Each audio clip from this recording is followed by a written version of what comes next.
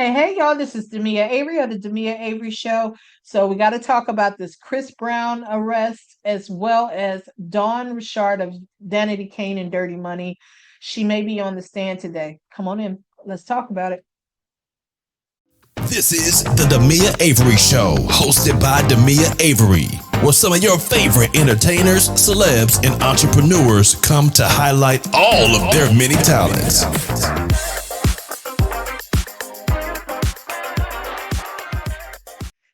Hello, everyone. This is Demia Avery of the Demia Avery Show. Thank you once again for joining me on today's entertainment report. You know what to do. If you're on YouTube, hit that subscribe button, hit that like and share. If you're anywhere else, hit that like and share button. We have just a little bit of news today, nothing unexpected, of course, especially with all this Diddy news. But we do have to talk about Chris Brown. Chris Brown, as you guys may know by now, he has been arrested. So I wanted to give you guys just a little bit of update on that. And also for those who don't know what has happened with that. So Chris Brown, he will remain in police custody following his UK arrest and grievous bodily harm charge. Judge Joanne Hurst ruled Friday. His next appearance will be on June 13th at London's South Park Crown Court. Chris Brown was denied bail by a Manchester judge on Friday morning and ordered to remain in custody following a charge of grievous bodily harm with intent stemming from an alleged bottle attack at a London nightclub. The 36-year-old singer appeared at Manchester Magistrates Court, where authorities confirmed he will stay behind bars until his next hearing, again on June 13th. The charge is tied to a February 19, 2023 incident at Tate nightclub in Hanover Square, where Brown is accused of assaulting a music producer. Um, Brown was arrested in the early hours on Thursday at a hotel in Manchester. So that's all we got for right now. Y'all, I don't know when he's going to get out. I'm hoping, because this was a while ago. So I am hoping that he gets out. I do. And I do believe in people, when you do certain things happen. But Chris Brown is doing so well right now in his career. I mean, well, he's always done well in his career, but he's doing really good. And I just hate to see this happen to him. And when you go overseas and you go outside of the United States and stuff like that, they don't play around with this stuff. In the United States, we give you a slap on the hand, slap on the wrist, and we tell you to pay a fine and this and that. But when you go somewhere else, they don't play with this stuff. So I hope he gets bail, and I hope he gets to, get back to what he does best. But for a lesson for a lot of up and coming artists and artists that's already out there, you guys know, do the right thing. Do the right thing, and don't put yourself in positions that you can't get out of. That's all I got to say about that. So anyway, uh, with this next story, of course, the Diddy trial is continuing. And sorry I wasn't with you guys yesterday. I was not feeling well, but still not feeling the greatest, but I'm better today. Um, so I wasn't able to report on all this Cassie stuff. So yesterday she was on the stand, and the defense had their opportunity to get a shot at her yesterday. Well, I shouldn't say get a shot at her. I mean to cross-examine her. And the way that I hear they really cross-examined her. There was some debate whether or not it was a win for Diddy or it was a win for the prosecution. But I hear that they really grilled her and really went into her Smex life, and it was a lot of graphic stuff involved. Um, and they were talking a lot about some of the things that she said to him. And, whether it made a difference in the case, I don't know. I don't know. But I guess it was intended to uh, characterize her as a person.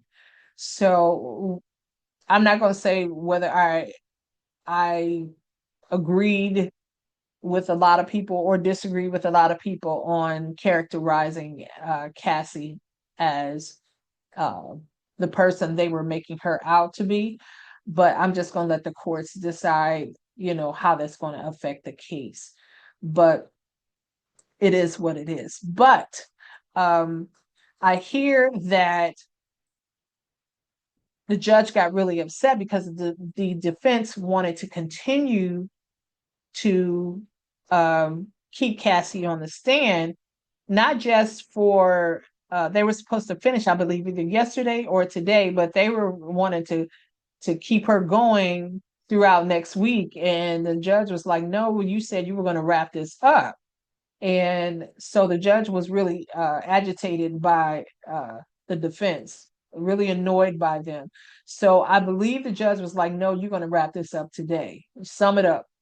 so so they're probably going to try to get this taken care of today. I don't know if it's going to be towards the end of the day or what, but they're probably going to try to get that wrapped up. Now, what I am hearing is that Dawn Richard of Danity Kane and Dirty Money um, is up next to testify. And this ought to be interesting. Now, what I wanted to do is I wanted to grab a few notes from her lawsuit that she had at the tail end of last year, and some of the things that she alleged that Diddy did to her. So I wanted to go over that with you guys. So this is what we can expect at the trial. So she said, um, one of the things she said, Richard worked on songs, often with no food or sleep for days at a time. She said that she witnessed Diddy physically abuse Cassie on numerous occasions and saw Combs and his associates engaging in illegal drugs and sexual acts with underage girls. Now, if she can prove this, I'm sorry, y'all, Diddy is done. If she can prove that in any way that he flew in underage girls, because I think that's what I saw in there, um, that they were at some type of parties or something, and have flown in a bunch of underage girls. If that's proven, it's going to be very hard for the defense to defend that. But, we'll see. Richard also said in the complaint that Combs would often come into her dressing room unannounced while she was working with a stylist. He would touch her behind and around her uh, breast to signal where the clothing should fall, according to the lawsuit. Combs also, according to her, regularly asked her to strip down to her underwear in rehearsals, smacked her on the behind, and conducted meetings in only his underwear. She also rebuffed Combs' advances, and he'd retaliate, according to her, by leaving her off of songs and performances, um, to say, I guess in a ways to punish her. Um, as you guys know, Danity Kane, the group that she was in, disbanded in 2009, but Richard continued working with Combs as a member of the newly formed, sorry, not Danity Kane, Dirty Money, as a trio that included her, Diddy, and a singer named Kalina Harper. Richard says she began fearing for her physical safety after she and Harper went into Combs' home in LA.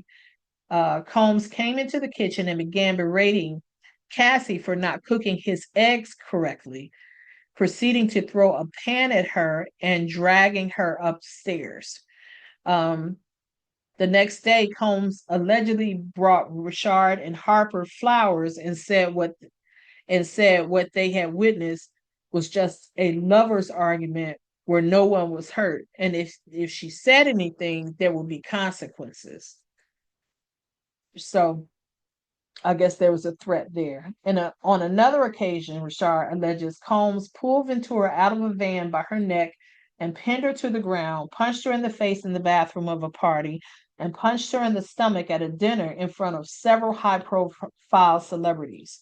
So, again, that's with domestic violence. And also, if it's in front of celebrities, then of course they probably would have to have a bunch of other witnesses there, which I'm betting that they probably do. And this is it still domestic violence if if it's in like I know this is a stupid question, but if it's like in a public place like that at a party situation, is that a stupid question?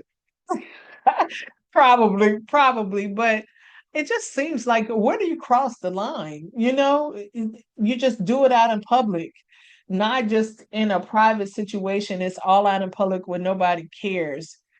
And when domestic violence is a crime in general, but when does it cross the line to something else? So anyway, also she said he trapped her inside of a locked car for 2 hours as a form of punishment and threatened her life for something that she did or he wasn't happy about or something like that.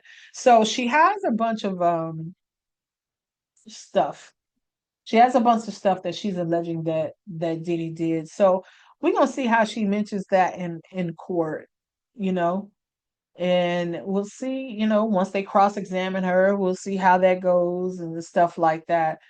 But this is a mess, and we have so many victims left to go. So the defense has they definitely have some stuff on their hands. They got a lot. They got a lot to defend.